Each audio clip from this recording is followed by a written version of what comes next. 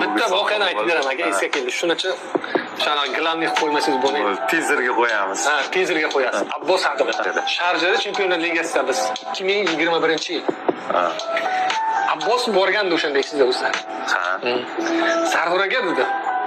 "O, Abbos dedi. Men dedi sizni dedi muxlisingiz bo'lganman." Aytsan, men sizga dedi o'sha Real Madrid 2017-yil Real Madridning o'yinidan oldin aka omad deb yozganman Instagramda direktda.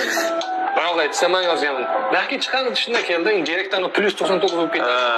O'sha kirdim +99 ga kirdimda, kirib turib yozdim. Nima ismi desam, Abbos Fazlullah.